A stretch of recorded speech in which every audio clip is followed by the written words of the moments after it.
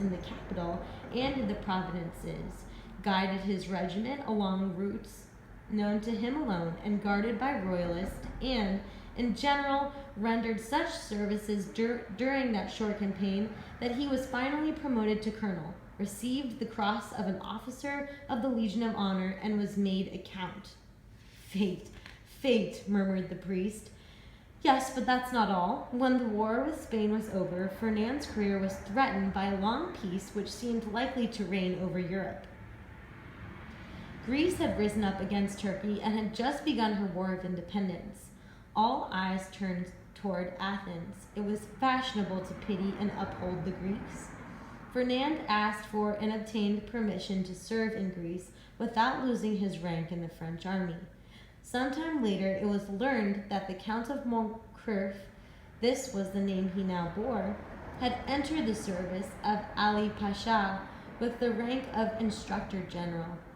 Ali Pasha was killed, as you know, but before he died, he rewarded Ferdinand by leaving him a large sum of money. Ferdinand returned to France and was promoted to lieutenant general. Today he lives in a magnificent mansion in Paris at 27 Rue de Helder. The priest opened his mouth to speak, hesitated an instant, then said with an effort, "And what about Mercedes? I was told she disappeared." "Disappeared? Yes, she disappeared, but as the sun disappears at night to rise brighter than the next day." "Did she make her fortune too?" asked the priest with an ironic smile. "Mercedes is now one of the greatest ladies of Paris," said Caderousse. At first she was completely overcome with grief at losing Edmond. "I've already told you how she begged Monsieur de Villefort for help, and how she devoted to Edmond's father. In the midst of her despair, she was struck by another misfortune. Ferdinand left to go into the army. She knew nothing of what he had done to Edmond, and she loved him like a brother. When he left, she was all alone. 3 months went by without word from either Edmond or Ferdinand. All she had before her eyes was an old man slowly dying of despair. One night, Ferdinand walked in wearing his lieutenant's uniform. His absence hadn't been in the main cause of her grief, but at least he was a part of her past life, which had now returned to her. She received him with a joy which he mistook for love, but which was actually only happiness at no longer being alone in the world. Then Edmond's father died, as I've told you. If he'd lived, Mercedes might never have married another man, for he'd have been there to reproach her with her unfaithfulness. Ferdinand knew that. When he learned of the old man's death, he came back. The first time he hadn't said a word about love to Mercedes. This time he reminded her that he loved her. She asked him for 6 months to mourn and wait for Edmond. "Well, that made 18 months in all," said the priest with a bitter smile. "What more could any lover ask?" Then he murmured the words of the English poet, "Frailty, thy name is woman."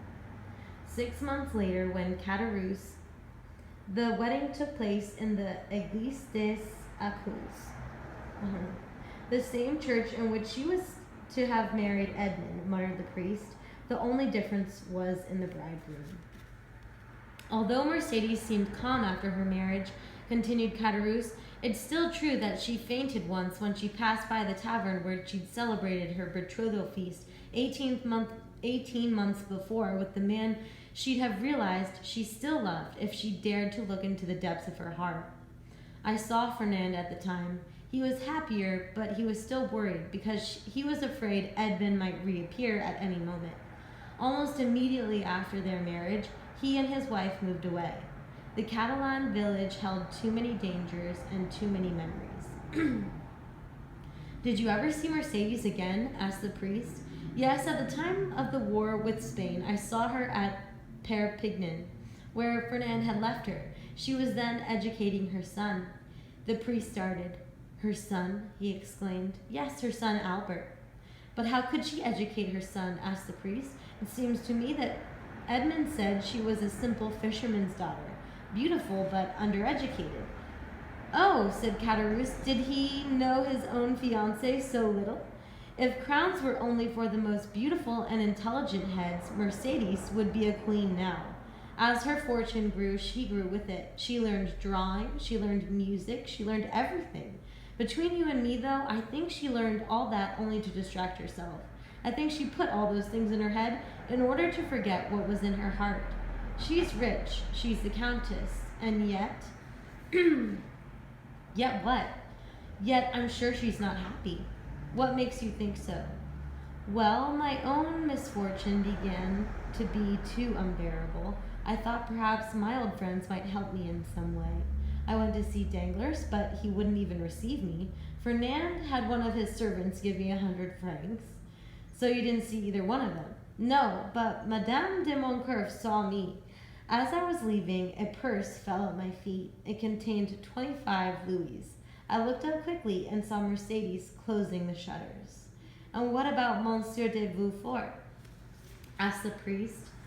Oh, he wasn't my friend. I didn't even know him, so I didn't ask him for anything. But don't you know what became of him and what part he played in Edmond's misfortune? No, I only know that some time after he had Edmond arrested, he married Mademoiselle de Saint-Méran and left Marseilles. No doubt fortune has smiled on him like the others. No doubt he's rich like Danglars and covered up with honors like Fernand. I alone have remained poor, miserable, and forgotten by God. You're mistaken, my friend, said the priest. God may seem to forget sometimes when his justice is inactive, but he always remembers sooner or later, and here's the proof. So saying, he took the diamond from his pocket and handed it to Caderousse. Take this, my friend, he said. It's yours. What? For me alone? Cried Caderousse. You're not mocking me, are you? This diamond was to be divided among Edmond's friends, but he had only one friend. Take it and sell it. It's worth 50,000 francs, as I've told you, and I hope that will be enough to put an end to your poverty. Take it, but in exchange, Caderousse, who was already touching the diamond, drew back his hand. The priest smiled. In exchange, he continued, give me the red silk purse that Monsieur Morel left on old Dante's mantelpiece. You told me you still had it, didn't you? Caderousse, more and more astonished, went over to a large oaken cupboard, opened it, and took out a faded red silk purse. The priest took it and gave Caderousse the diamond. Then, amid Caderousse's effusive declarations of gratitude, he walked out, mounted his horse, bade Caderousse farewell, and rose off in the same direction from which he had come. Then Caderousse turned around. He saw his wife standing behind him, paler than ever. Well, she said, is what I heard true? What? He gave us the whole diamond? Said Caderousse, almost mad with joy. Yes, there's nothing truer. Here it is. His wife looked at it for a moment, then said in a dull voice, what if it were only an imitation diamond? Caderousse reeled. Imitation, he muttered. Why should he have given me an imitation diamond? To learn your secret without paying for it, you idiot. Caderousse was dazed by the weight of this supposition. Oh, he said after a silence, taking his hat and placing over the red handkerchief he wore around his head. We'll find out about that. How? There's a fair at Beaucaire, and there are diamonds from Paris there. I'm going to show the diamond to them. Take care of the inn. I'll be back in 2 hours. He rushed out the door and began to run down the road. 50,000 francs, said Madame Caderousse to herself.